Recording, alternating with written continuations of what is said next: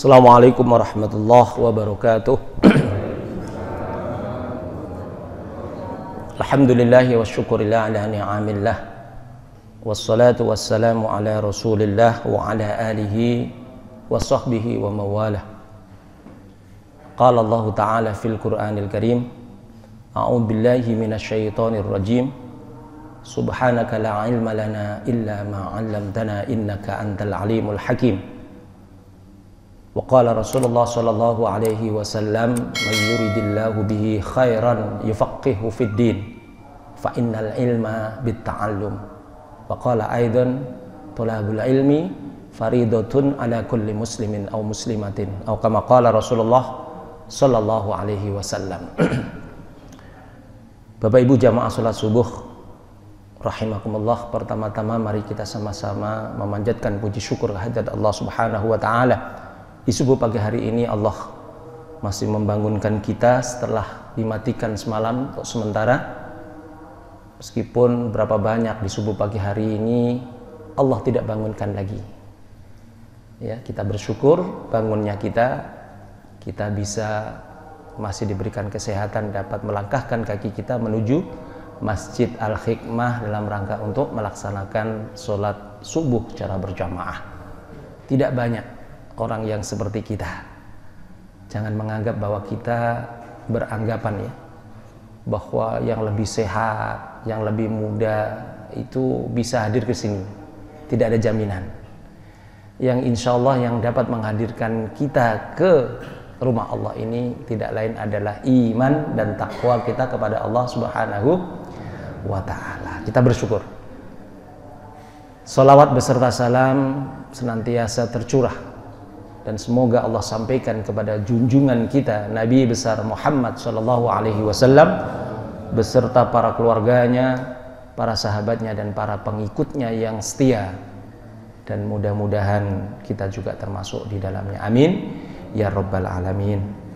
Bapak Ibu jamaah, mohon maaf di pekan pertama Sabtu ya, karena dari hari Selasa malam Rabu saya itu ada klien mendadak di Banyuwangi Pak.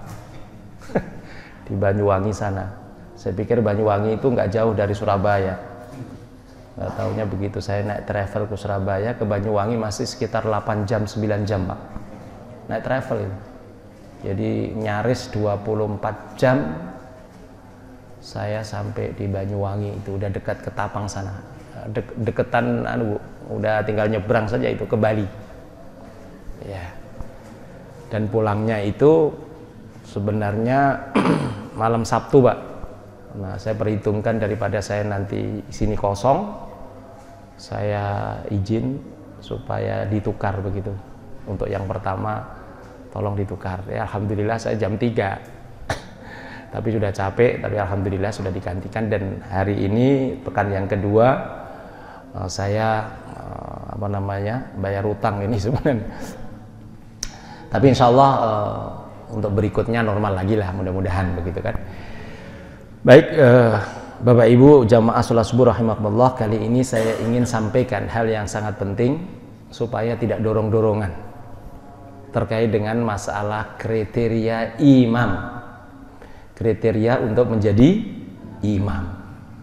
Jadi kalau sudah tahu akan dirinya nggak perlu harus didorong Pak, apalagi sudah dicatat, sudah dikokohkan begitu menjadi imam. Biasanya begitu, nggak ada yang ini yang nggak ada ini, ya sudah tahu diri aja lah. Saya masih agak lucu gitu ya, agak aneh ketika masjidnya udah bagus ya, tapi imamnya masih dorong-dorongan, artinya nggak ada imam tetapnya begitu. Nah ini penting. Baik, sebelum kita mulai mari kita sama-sama membaca basmalah. Bismillahirrahmanirrahim. Masuk pasal yang kedua, ini bicara tentang fi ma'rifati syurutil imamah, yaitu terkait dengan pengetahuan syarat-syarat bagi imam ya, persyaratan penting bagi imam. Itu yang pertama. Waman aula bitaqdimi, dan siapa aula yang lebih utama bitaqdimi, untuk didahulukan. takdim. Makanya sering kita dengar Pak ya, jamak takdim, jamak takhir. Takdim itu didahulukan, kalau zuhur asar ringkas, atau kalau dikumpulkan di jamak maka di waktu zuhur atau waktu awal itu takdim. Kalau takhir di waktu asar. Ini takdim. Waman, dan siapa, aula, yang lebih utama, aula bitakdimi, untuk didahulukan. Itu yang kedua. Wa ahkamul imamil khassati bihi, dan hukum-hukum bagi imam secara khusus baginya. Jadi imam juga harus mengetahui, ya, dihukumi juga begitu. Artinya diatur juga. Yang ngatur siapa? Rasulullah, Allah Subhanahu wa ta'ala. Nah, terkait dengan pengetahuan tentang persyaratan imam, siapa yang harus didahulukan dan hukum-hukum bagi imam secara khusus ini, wa fi hadzal fasli masailu arba'in. Dalam fasal ini itu ada 4 masalah. Ya. Jadi masailun itu jamak, Pak, dari kata masalah. Jadi karena itu masalahnya ada 4, berarti harus jamak. Jadi bahasa Arab itu memang kalau banyak harus disertai juga kalimat yang menyertainya. Maka di sini nggak boleh mas'alatun arbaun, nggak boleh, tapi masailun arbaun. Ada beberapa masalah atau ada 4 masalah. Al-mas'alatul ula. Ini ada kata awal, ada kata ula. Ini muraddif namanya, Pak. Yaitu semakna, boleh ula, boleh awal. Ya. Maka kita juga akan kenal ada sani, ada masna. Di bahasa Arab itu juga ada persamaan kata. Jadi masalah yang pertama, ikhtalafu fi man aula bil imamah.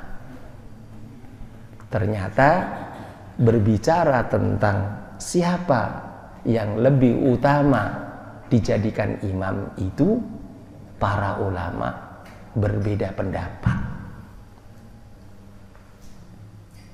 Para ulama ikhtilaf. Itu sudah menjadi bahasa Indonesia kayaknya. Ikhtilaf.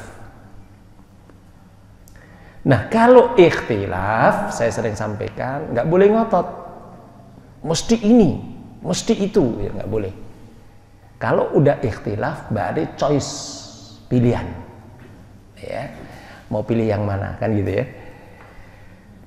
Jadi jelas, berbicara tentang siapa yang mesti harus diutamakan dan didahulukan, itu ikhtilaf.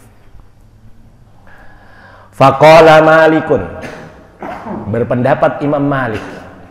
Ini kok Imam Malik, Imam Syafi'i, Imam Hambali, Imam Hanafi. Ya, kalau nggak ada Imam Rafi'i gitu. Pak, 4 imam ini memang tokoh termasyhur ya. Banyak imam sebenarnya.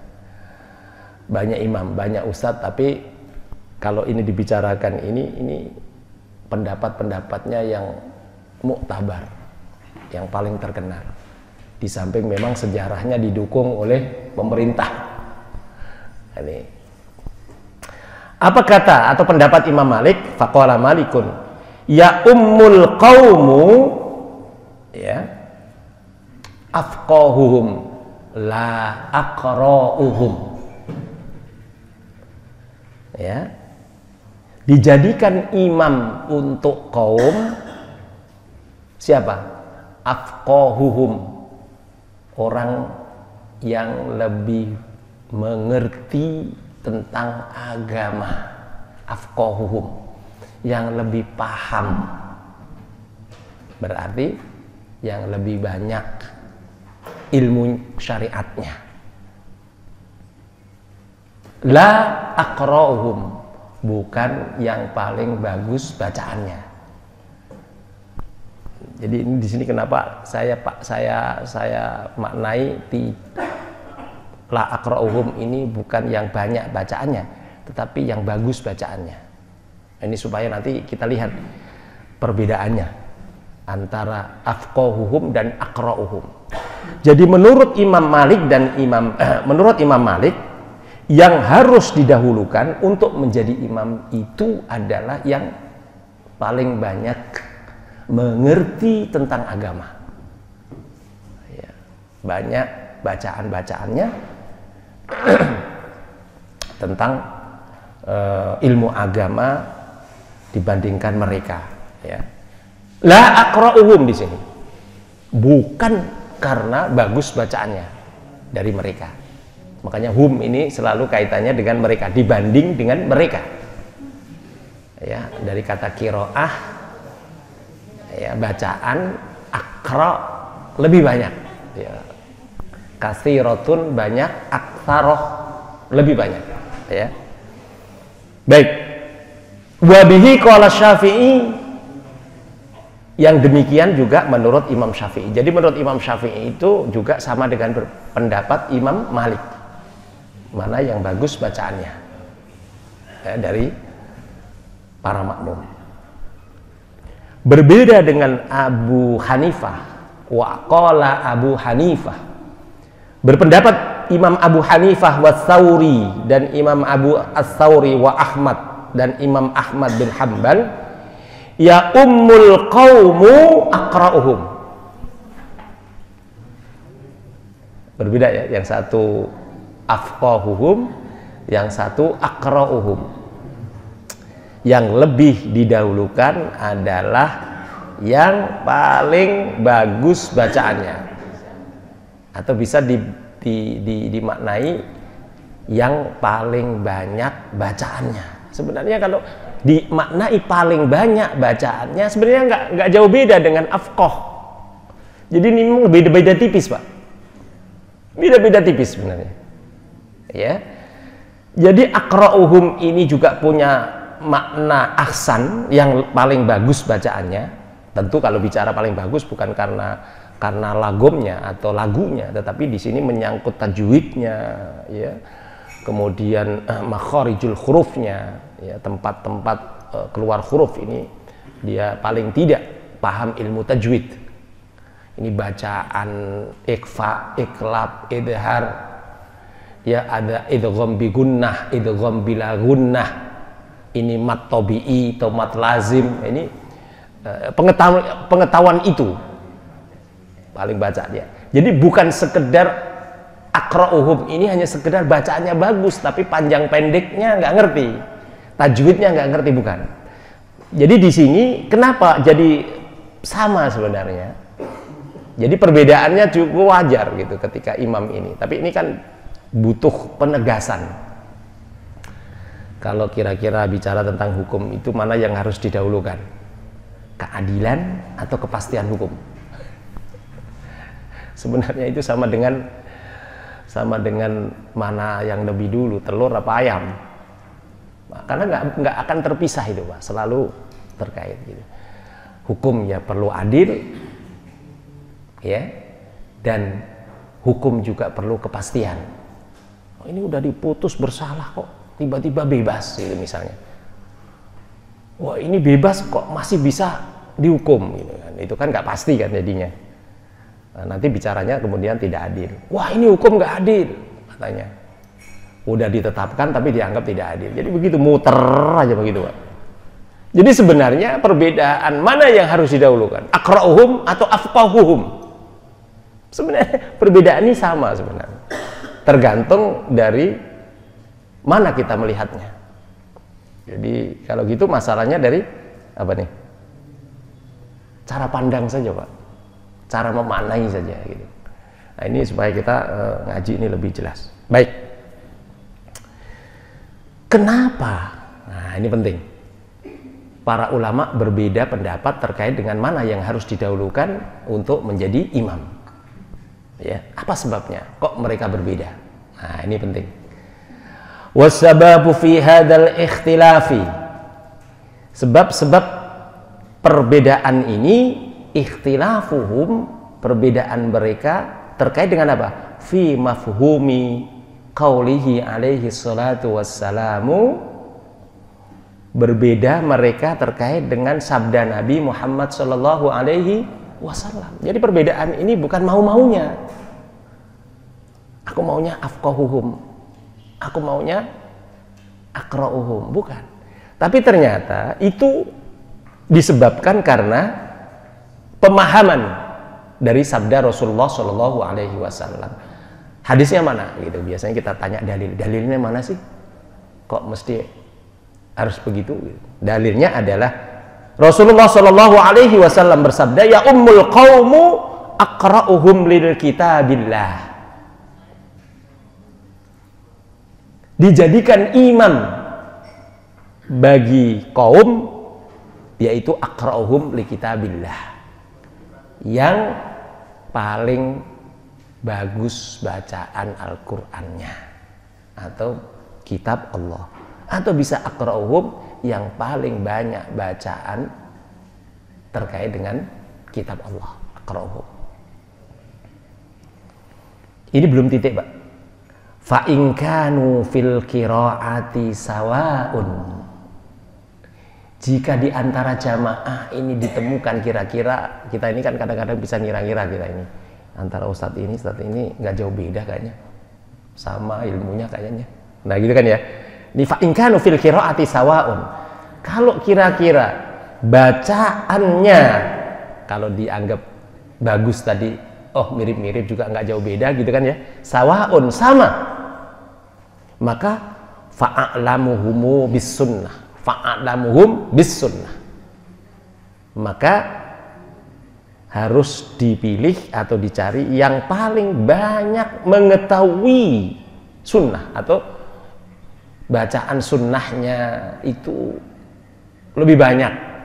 Wah, dia punya baca Bukhari selesai, Imam Muslim selesai, Imam Abu Dawud selesai. Oh, ini ada di Imam Bukhari. Bahkan bukan hanya sekedar apal dia, bukan sekedar baca, sampai tempatnya apal, nomor hadisnya apal. Nah, itu didulukan. Bacaan udah samalah kira-kira. Nah, gimana dengan sunnah? Dilihat tuh.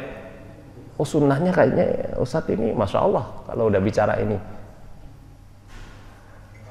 Didahulukan yang lebih banyak bacaan sunnahnya, lebih banyak hafalan sunnahnya. Fa in kanu fis sunnah sawaun fa aqdamuhum hijrah. Kalau kira-kira Ustadz ini kok sama bacaannya, bagusnya, nggak jauh lah. Terus hadisnya, hafalannya, ya, kok juga nggak jauh beda, sama. Maka cari lagi yang lebih dulu hijrahnya. Hijrah bermakna mungkin hijrah bersama Nabi pada saat itu, atau hijrah saat ini dia apa namanya, hijrah makani, atau hijrah duluan mana dia di reni ini. Nah, itu bisa juga. Dia lebih dulu, lebih ditokohkan, lebih sepuh gitu ya. Bacaannya bagus, ilmu agamanya bagus gitu, sunnah-sunnahnya tadi lebih dulu dia orang duluan di sini gitu. Nah, kalau itu maka itu yang didahulukan. Fa in kanu fil hijrati sawaun. Kalau pindahnya di situ atau dapat rumahnya juga nggak jauh beda, sama-sama, ya beda minggu kan, anggap sama lah begitu ya. Itu kira-kira sama, maka fa'aqdamuhum islama, maka yang lebih dulu masuk Islamnya, ya. Nah ini koma juga di sini. Hadis ini mengisyaratkan, memberitahukan kepada kita bahwa imam ini tidak asal.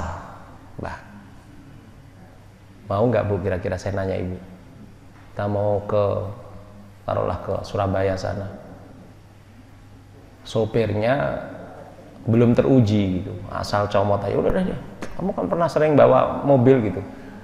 Iya, kalau jarak dekat sih iya, ini jarak jauh, apalagi jadi imam yang menanggung bacaan makmumnya.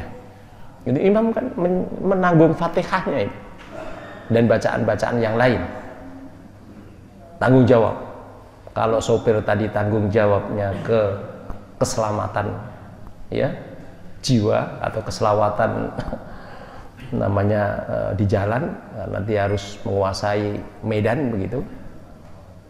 Nah, ini juga penting mencari siapa yang kira-kira sudah biasa jarak jauh nih, nah, gitu kira-kira begitu. Jadi artinya saya ingin menegaskan dalam kesempatan ini jangan kemudian sembarangan untuk jadi imam atau menunjuk seorang imam. Ada kriteria. Dan kriteria ini bukan kata Ustadz, sekali lagi diajarkan oleh Rasulullah Shallallahu Alaihi Wasallam. Gitu.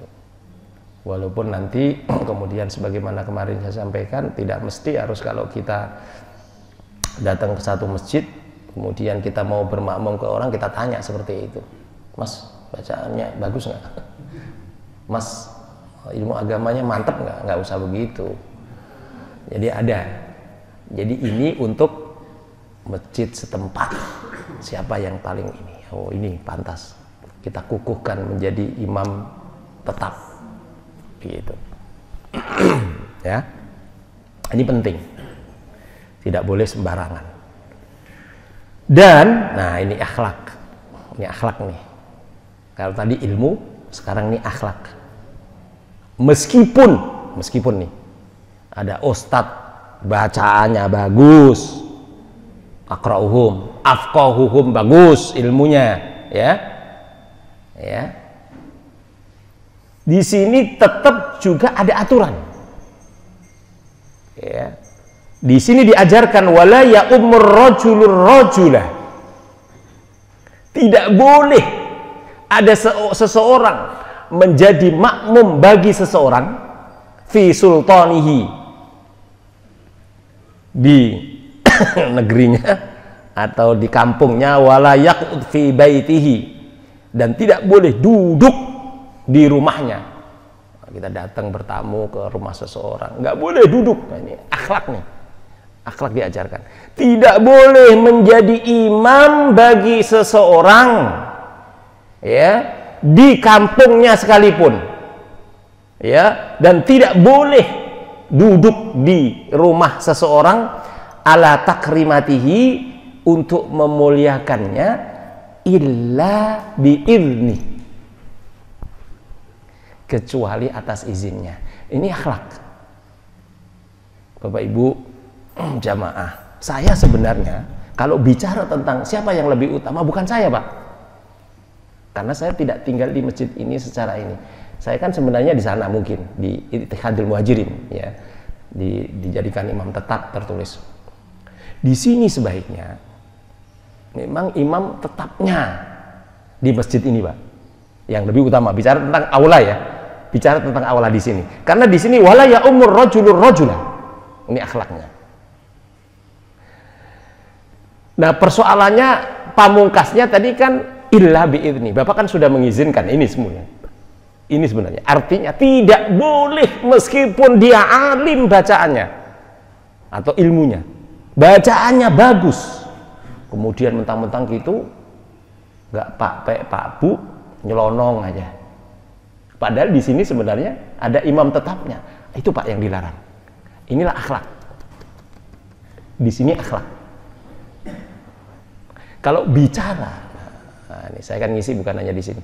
Nah kalau di Bagus Salam di sana, ya memang sudah ada imam tetapnya. Ya, saya ngisi subuh juga, cuman akad pertama itu imam tetapnya yang maju. Nah di sini sebaiknya kalau memang sudah ada tetapnya, memang ya tadi harus didahulukan. Kalau bicara tentang aula, yang lebih didahulukan. Nah saya kan orang luar. Nah cuman persoalannya Bapak mengizinkan, ya mengizinkan saya untuk jadi imam. Jadi ini akhlak, aturan yang mesti harus ditaati. Ya, jadi saya ingin tegaskan, sebagus bacaanmu, sebanyak ilmumu, tanpa izin tidak boleh. Kan gitu bahasanya begitu ya. Jadi mafhum mukhalafahnya begitu. Muwafaqahnya kalau diizinkan. Kalau tidak diizinkan mukhalafahnya tidak boleh Pak. Ya analoginya tadi kan sopir. Wah, udah saya aja deh yang jadi sopir Surabaya gua apal gini. Tapi mayoritas ibu bapak enggak. Ini aja. Ya nggak boleh yang ini ngotot mentang-mentang udah pengalaman Medan jauh misalkan Surabaya saya apal dah. Naik turunnya juga apal, paling beloknya juga 2 gitu kan, kanan kiri kan begitu ya. Nggak boleh menonjolkan diri. Ini akhlak. Harus menunggu izin. Ya, menunggu izin para jamaah setempat. Indah nggak Pak? Agama ini indah nggak? Jadi kalau udah diizinkan keplong gitu. Karena tiba-tiba, oh emang dia siapa? Sombong amat sih. Ah kan gitu kan bahasanya kan, walaupun nggak muncul tuh. Walaupun nggak muncul. Ini akhlak Pak. Sedemikian supaya apa? Orang tidak tersinggung. Anda siapa? Belum dikenal. Tiba-tiba pakai jubah, jenggotnya panjang misalnya, mohon maaf ya, bukan yang berjenggot saya ini bukan. Merasa bahwa dirinya, maka merasa yang paling pantas. Ini nggak boleh ternyata. Ya, tidak boleh. Jadi di sini sopan santun, akhlak diatur. Kalau dalam bahasa Jawa itu ada unggah-ungguh ya Bu ya. Ada unggah-ungguh. Ya ente sih pinter, ente sih cerdas, pinter. Tapi masih kalah dengan pengalaman. Ini udah orang sepuh, orang ini udah punya banyak pengalaman, udah banyak makan asam garam. Makanya sering kawan saya itu ada istilah, Anda sih sudah lulus, tapi belum lolos Pak. Ya, S1-nya udah lulus. Dari mana? UIN. Oh, fakultas apa? Syariah. Oh, hebat. Hebat. Tapi belum tentu lolos. S1-nya sudah lulus, belum tentu lolos masyarakat mau terima ente. Karena apa? Karena masih minim pengalaman. Belum banyak tahu bagaimana perasaan orang tua, belum banyak mengetahui perasaan jamaah, persoalan-persoalan kehidupan, belum banyak. Betul lah ya? Diatur sedemikian rumah itu akhlak. Akhlak. Di dalam sholat berjamaah saja seperti itu. Ini kan sebagai gambaran kita hidup di dalam masyarakat juga harus begitu. Karena ibadah kita kepada Allah harus kita cerminkan dalam kehidupan sehari-hari. Kalau kita sudah pilih pemimpin, pilih RT, pilih RW, sepanjang itu sudah dimusyawarahkan baik-baik, nggak boleh mentang-mentang wah itu nggak bener itu sendirian teriak, nggak kompak jadinya. Padahal dalam sholat kita tidak boleh. Imam ruko harus ruko, imam iktidal harus iktidal, sujud. Karena sudah kita sepakati Pak, sudah kita pilih. Nah itu contoh nanti dalam kehidupan. Kita ini kadang-kadang kan ingin menonjol, padahal sudah disepakati, sudah ya wajar. Katanya demokrasi, ya ada yang nggak setuju 1-2 boleh. Ya. Baik. Ya. Kan ada ustadz tua gitu Pak. Iya. Bacaannya kan sudah nggak bagus itu. Iya. Kemudian kan ada lulusan-lulusan pondok yang baru. Iya. Bagusnya bacanya lebih bagus itu. Iya.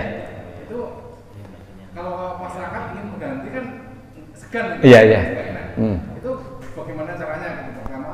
Kedua, kalau kita berjamaah di misalnya di mall gitu. Iya. Kan banyak orang gitu. Iya. Kita milih salah satu gitu kan. Monggo-monggo kita memilih salah satu. Ya. Ternyata yang dipilih itu bacaannya jelek sekali. Iya. Kita salah dia padahal dia penampilannya bagus tapi bacaannya jelek. Iya. Itu apakah kita boleh mengundurkan diri untuk imam jamaah atau enggak? Iya. Kemudian ketika yang tadi Pak yang ada seorang imam bacaannya jelek kemudian makmumnya bagus itu dia tidak mau mengikuti imam itu gimana Pak? Ya, ya. Ini pertanyaan yang bagus. Nggak usah di kampung. Di sini juga banyak. Ada keseganan untuk mengganti itu. Nah persoalannya yang udah sepuh tadi, yang ada anak muda ini nggak mau juga mundur. Nah, ini ada dua pertanyaan ini. Kalau saya sendiri di Masjid Ittihadul Muhajirin ini, saya pakai strategi. Saya sering datang agak lambat-lambat. Banyak anak muda, Pak. Kita punya pesantren tahfidz yang bagus-bagus bacaannya gitu ya. Ya, karena keseganan tadi. Karena keseganan ini, karena memang saya di situ walaupun tadi.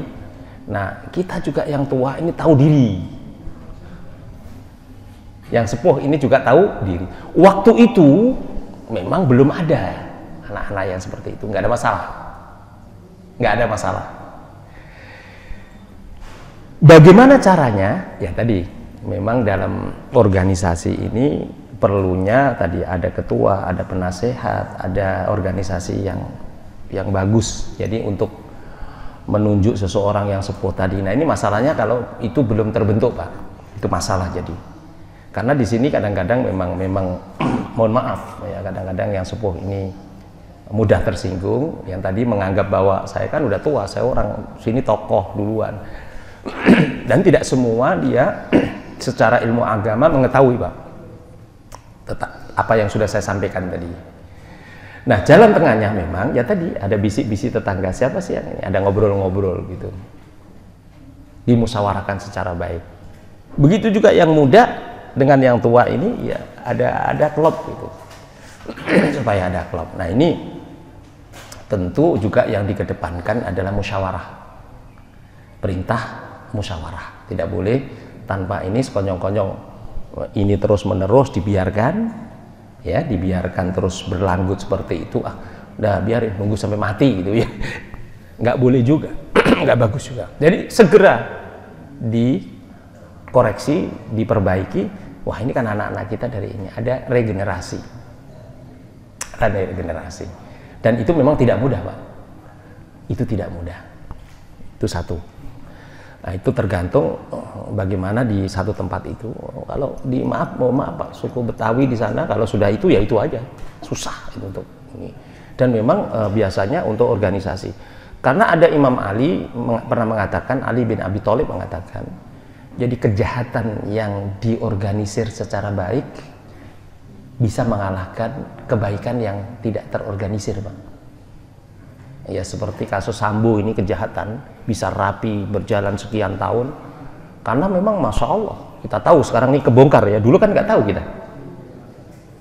Padahal berapa banyak kebaikan yang tidak bersatu kita ini, diakui atau tidak.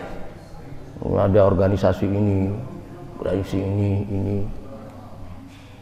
ya, menangnya sih di partai Islam, tetapi pengajian dibubarin, ulama nah ini kan repot kalau udah begitu. Jadi adu domba, nggak bersatu yang baik itu. Coba kalau bersatu yang baik itu, nggak mungkin ada kejadian-kejadian seperti ini. Itu misalnya kayak gitu, Pak. Jadi perlunya di sebuah masjid ada organisasi, ada ketuanya, ada ini. Jadi ada jelas pertanggungjawabannya itu jelas. Penting. Yang kedua, gimana kalau kita satu mal kita tidak tahu gitu ya. Akhirnya di mall itu memang ya rata-rata memang tidak ada, tapi ada, Pak. Sekarang ini di mall-mall yang sudah ada imam anunya ya, terutama di masjid-masjid di sebuah perkantoran itu biasanya sudah yang ditunjuk. Ini yang dimaksud mall yang mungkin sifatnya kecil, mojok begitu, deket toilet begitu ya. Itu mungkin bisa terjadi. Gimana sikap kita? Kita sudah merasa main dorong-dorongan, nggak ada. Yang merasa tadi bagus tidak ada. Kalau di mall boleh, Pak, nggak mesti harus. Kalau memang tidak ada imam tetapnya, kita merasa memang ini maju daripada tadi kejadian seperti yang Bapak sampaikan tadi, sudah dipilih, sudah di ini, ternyata bacanya nggak bagus. Apa bagaimana langkah kita? Ada dua pilihan, Pak. Ada dua pilihan. Bagi yang biasanya bacaan bagus, memang tajwidnya dia ngerti, kuping itu nggak diem, Pak, gatel, Pak, dengerin gitu, Pak. Bener nggak? Saya ingin bertanya, ini orang yang bacaannya memang dia udah tahu tajwid, tiba-tiba nanti bacaan apa idhar jadi ikhfa, ya ikhfa jadi idhar, kira-kira kuping yang dengar gatel nggak, Pak? Gatel saya kira. Yang ngerti bacaan kemudian mendengar bacaan yang memang salah, yang panjang dipendekkan, yang pendek dipanjangkan, pasti gatel itu. Nah, daripada sholat gerutu begini jadinya. Kan begitu ya dalam hati gitu. Ini ada dua pilihan. Bapak lanjut tanggung jawab dia itu, karena dia udah mau jadi sopir, kok taunya nyopirnya nggak karuan, masih belajar begitu. Ya, lanjut dengan istighfar terus tadi, astagfirullahaladzim terus ya kan. Atau ada menurut Imam Syafi'i ini mufarokoh, kelihatannya bermakmum tapi sebenarnya kita sudah niat untuk sholat sendiri, tidak ada kaitan. Karena memang kan saya sampaikan pada satu ketika, nggak tahu nih udah saya sampaikan di sini atau belum. Jadi batalnya imam tidak berpengaruh kepada batalnya makmum. Misalkan makanya yang paling di belakang imam inilah wakil yang harus menggantikan, siap. Ya. Jadi niatnya tadi kalau memang mau mufarokoh karena gatel daripada istighfar terus dengar bacaannya. Bismillahirrahmanirrahim. Alhamdulillahirabbil alamin. Rahmanirrahim maliki yaumiddin. Misalnya gitu, atau bacaannya itu masih malu-malu gitu. Ya karena takut salah, karena dia sendiri tentang bacaannya benar atau enggak ngerti. Enggak ada ilmunya, Pak. Ya kan ada yang begitu ya? Ya karena tadi ternyata aqra'uhum ini tidak sekedar bacaan, tetapi mengetahui bacaan pendeknya. Karena apa? Bacaan pendek, bacaan panjang berbeda, Pak. Artinya nanti jangankan bahasa Arab, bahasa Al-Quran, bahasa kita juga kalau nggak panjang, terutama bahasa Belanda itu, Pak, panjang pendek berpengaruh, Pak. Ada dur, lurus. Bahkan kalau ada ketika salah baca itu kemudian negatif maknanya. Al-Quran ini juga begitu. Kalau salah A dibaca A dibaca A, beda.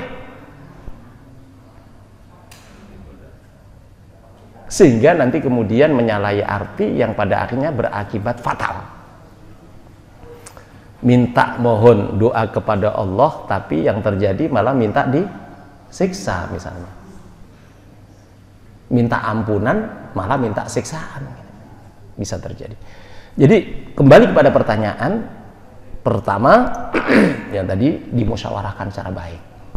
Supaya yang sepuh ini juga legowo, yang muda juga tidak kurang ajar, tanpa kemudian ya bagaimanapun dia adalah tokoh sesepuh ya, dengan segala kekurangannya beliau adalah orang pertama yang menyadarkan yang lain untuk mau berjamaah. Misalnya yang muda juga mentang-mentang baru pesantren, bacaannya bagus, juga ada unggah-ungguh, caranya juga harus udah rajin aja dulu ke masjid, rajin aja dulu ke musola,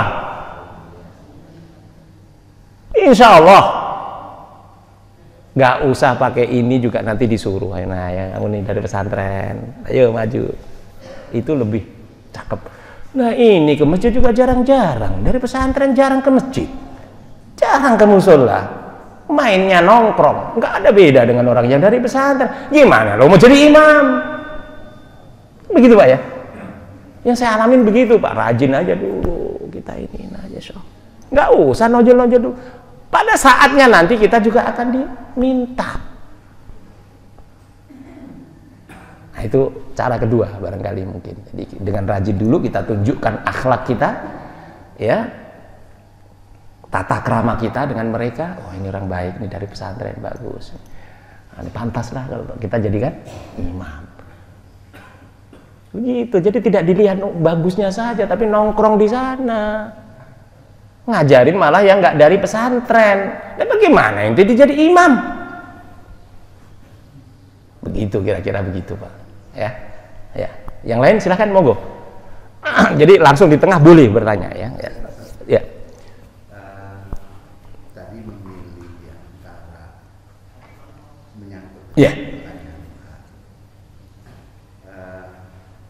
mengalihkan niat karena tahu baca. Ya. Ya.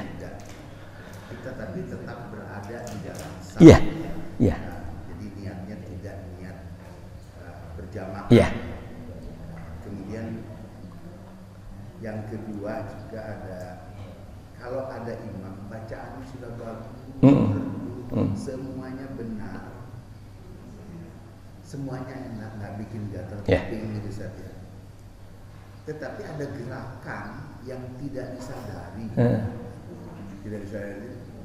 ketika ada cengkok di dalam bacaan Al-Quran itu, dia gerakan kakinya. Ada cengkok gerakan. Kalau dalam satu bacaan, baik dalam Al-Fatihah atau dalam surat, cengkoknya banyak, sebanyak itulah dia bergerak. Ya mohon maaf kalau ini kaki yang tadi. Walat doli, itu kaki itu yang bergerak itu. Ya kadang-kadang saya menjadi batal sholat karena melihat sudah berapa kali dia bergerak. Berapa kali dia bergerak berarti berapa, udah baik kan 3 mungkin masih boleh. Tapi kalau sudah 4 dan ke atas, akhirnya saya selesai beliau menjadi pemimpin sholat jadi imam, saya mundur untuk sholat sendiri. Tapi terima kasih banyak kalau memang sudah ada masukan soi seperti itu, ya saya tidak usah pulang karena pengubahan niat. Baik, pertanyaan yang juga bagus yang terjadi sering, Pak. Jadi memang gerakan ini ada 2, ada gerakan yang disengaja, ada memang sudah refleks, Pak, yang tanpa disadari memang seperti itu. Nah ini ada juga yang seperti itu. Waduh, kepala juga baca itu kadang sampai goleng-goleng gitu misalnya ya. Nah sepanjang itu di luar kontrol, kan ada juga yang refleks ya, tidak kesengajaan. Kadang doa kita juga kadang-kadang tangan bergerak-gerak gitu ya. Itu sebenarnya di luar kontrol itu. Sepanjang itu tidak masalah, Pak. Sebanyak apapun. Nah, sebanyak apapun. Nah, memang ada gerakan-gerakan yang ya tadi bukan memang Syafi'i memang sangat ketat dalam hal ini, makanya wajar kalau kita pilih ini. Beliau ini sangat ketat.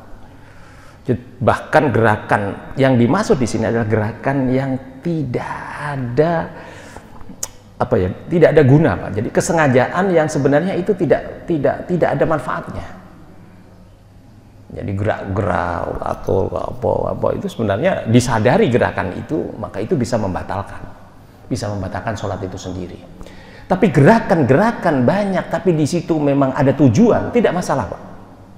Contohnya, kita sholat, wah tidak ada ular di depan kita, Pak, ya, atau ada hewan yang membahayakan kita. Itu kan mungkin kita akan singkirkan dia atau kita matikan dia yang boleh tadi. Itu banyak gerakan di situ. Itu nggak apa-apa. Itu tidak apa-apa.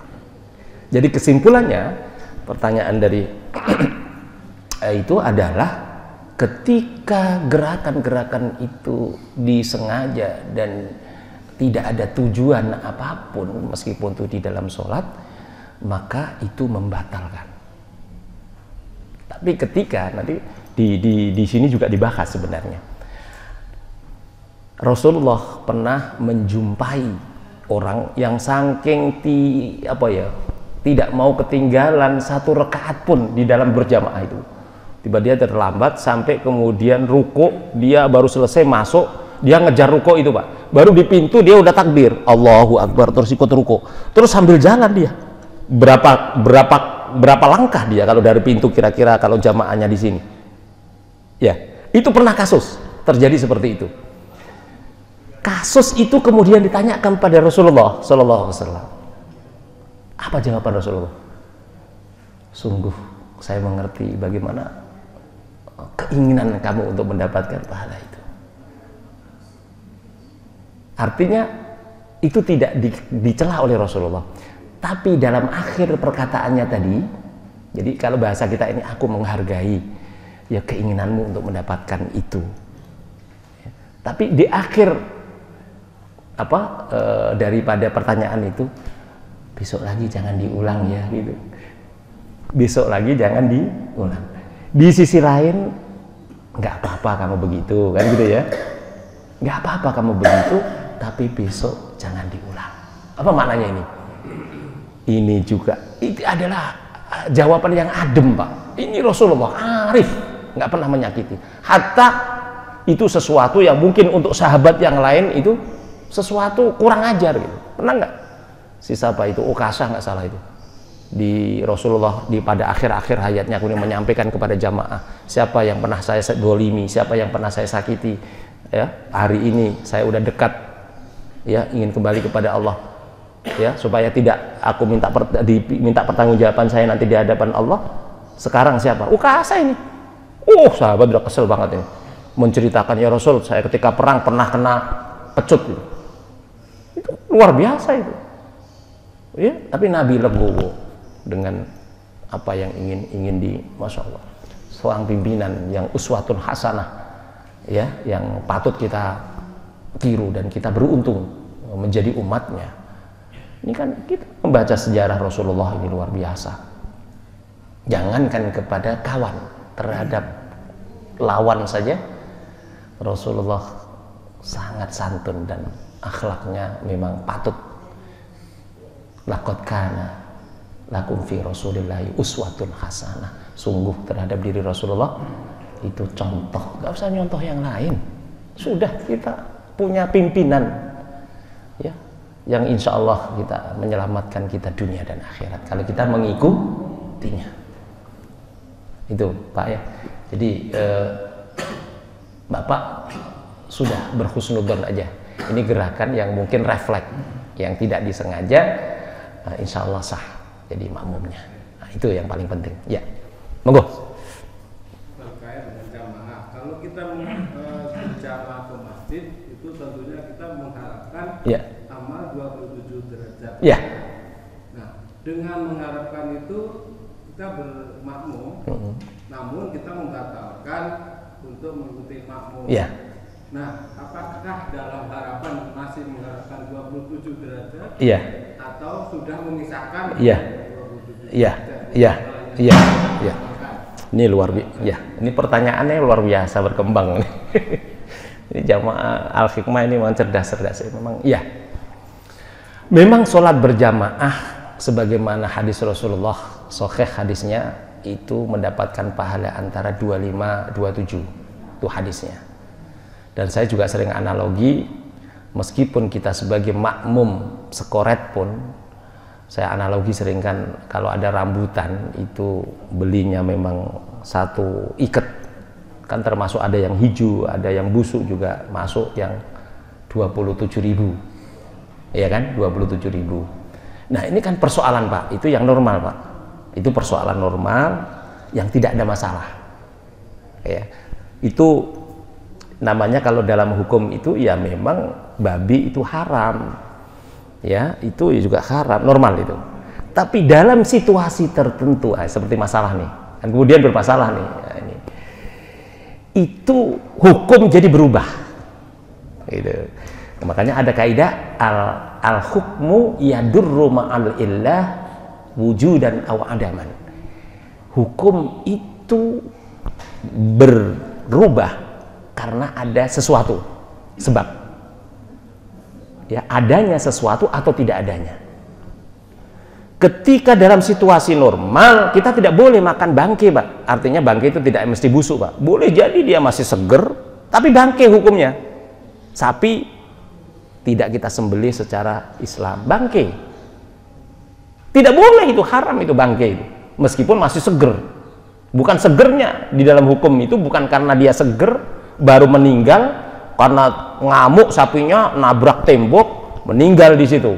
Udah meninggal, wah potong bangke juga. Nggak boleh itu dalam situasi normal. Tapi dalam situasi tidak paceklik, makanan nggak ada, sapi satu-satunya yang mau kita sembelih secara Islami tiba-tiba nabrak, boleh kita makan Pak. Situasinya berbeda. Normal tidak boleh, situasi paceklik nggak ada makanan, sapi satu. Kembali kepada pertanyaan dalam situasi 27-25, iya. Ketika memang imam yang kita harapkan, ketika sopir yang kita harapkan bisa menyelamatkan kita tidak terpenuhi, ada masalah.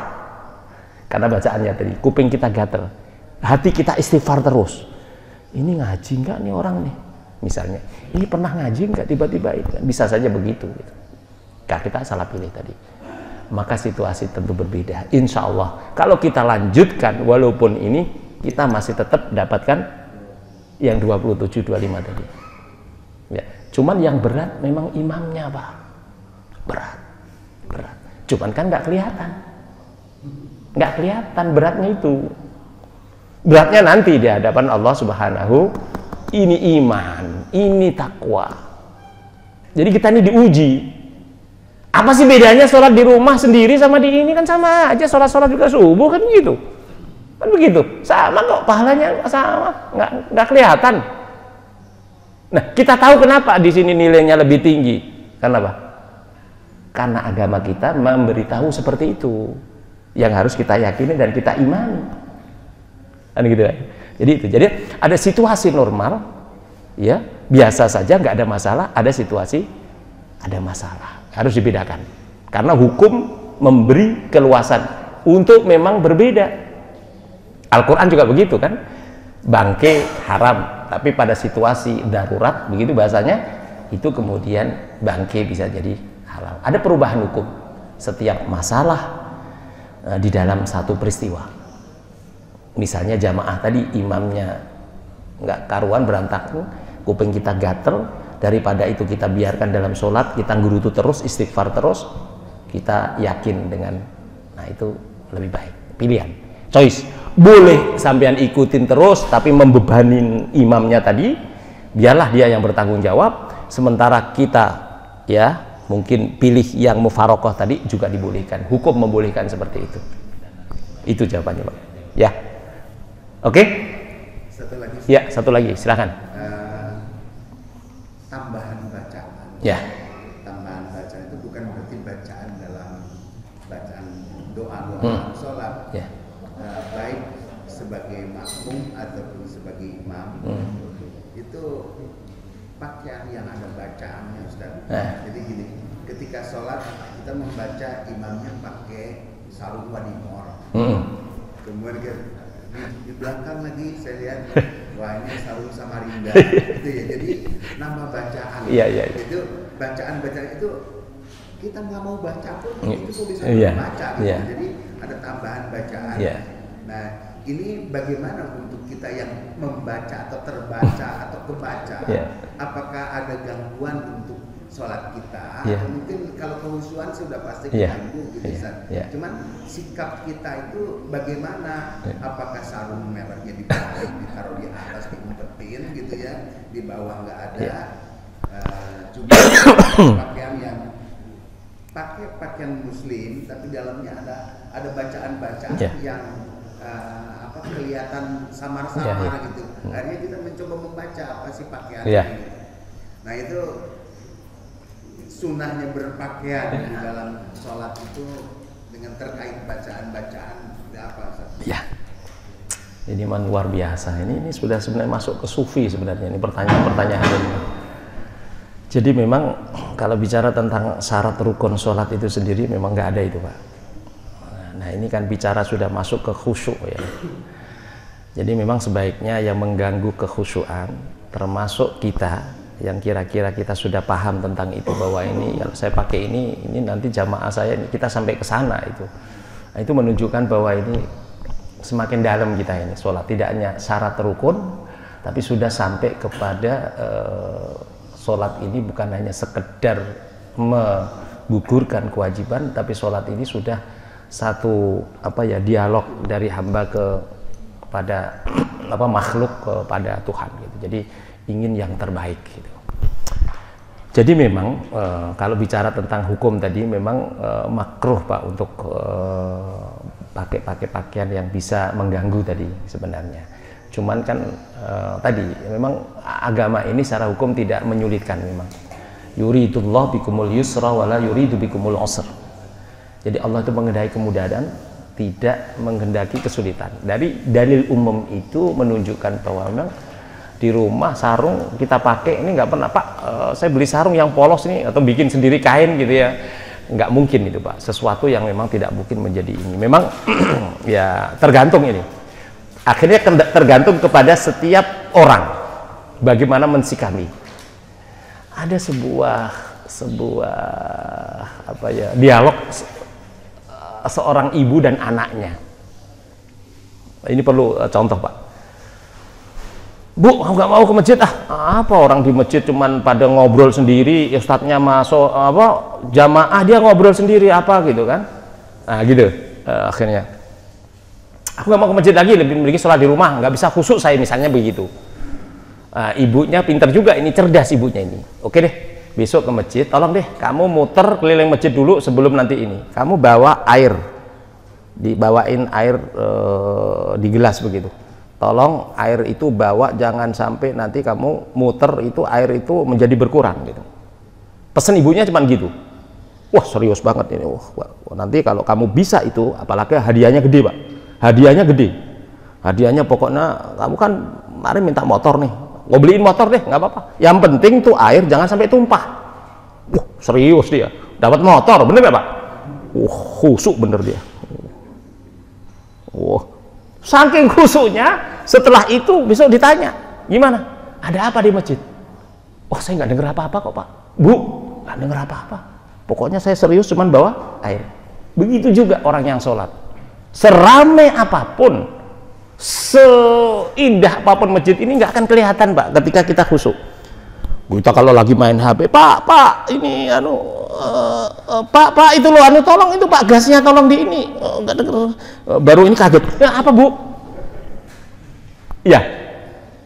Jadi di sini jawabannya adalah bagaimana memang kita harus kembali kepada koreksi masing-masing. Sampai sejauh mana kekhusyukan kita ini. Keseriusan kita menghadap dengan Allah ini, nah itu seperti bagaimana kita lagi serius dengan Android kita, sampai panggilan istri, anak pun nggak terdengar. Nah ini contoh aja, analogi yang mungkin bisa saya sampaikan. Jadi kesimpulannya, kalau Bapak masih baca tadi, masih ini atau kekhusyukannya perlu ditingkatkan, nah, harus itu. Kira-kira seperti itu gitu. Tapi bagi yang pakai itu sebaiknya kalau masih ada yang tidak ada bacaan apalagi bacaannya yang dari mana itu dagadu ya, yang kaos itu tadi, nah itu makruh kemudian pakai yang begitu karena itu akan mengganggu. Nah, itu hukumnya bagi yang pemakai, hukumnya jadi pemakai sebaiknya cuman itu adanya itu, mau diapain kita, uang sholat nggak pakai baju juga boleh kan gitu, tapi ya jangan ke masjid kan gitu. Itu makanya yuridullah bikumul yusra wala yuridu bikumul usra. Allah menghendaki kemudahan dan tidak menghendaki kesulitan. Itu cukup waktu suruk sudah. Insyaallah sebenarnya ini tadi baru satu hadis.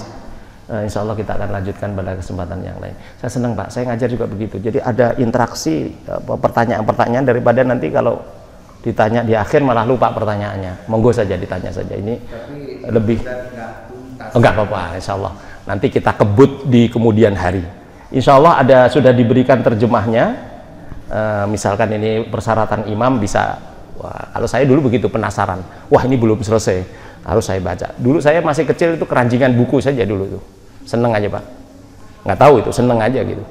Kalau sekarang itu anak-anak sudah keranjingan Android, TikTok sama YouTube-nya. Nah, saya dulu karena belum ada itu belum terganggu, sekarang ini luar biasa untuk mengajari anak kita. Saya kira pertemuan ini taklim kita sampai di sini karena waktu juga. Insya Allah kita akan lanjutkan di kesempatan Sabtu pagi ya, Sabtu pertama Insya Allah. Dan saya kira ini yang dapat saya sampaikan, mudah-mudahan bermanfaat bagi kita semua. Mohon maaf ada kekurangan. Mari kita sama-sama tutup dengan bacaan kifaratul majlis.